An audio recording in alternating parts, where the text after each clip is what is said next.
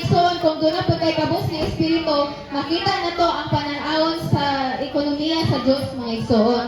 Munang salamat sa Ginoo nga kita nga mga Kristohanon, bulahan ta mga igsoon, kay nakita gid nato ang panginahanglanon sa kasing-kasing sa Dios mga igsoon.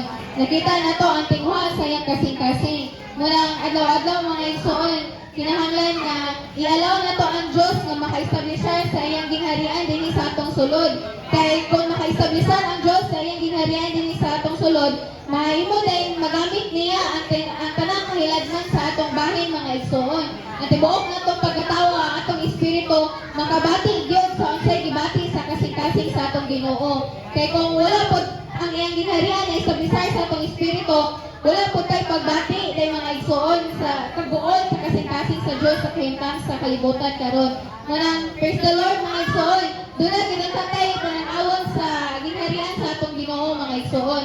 Sa dihang nagkinabuhi pa na dinhi sa yuta, magbangutan kita mga igsoon karon ang atong kamatayon magmadaogon o magkalitayon pa sa atong kamatayon mga igsoon. Praise the Lord.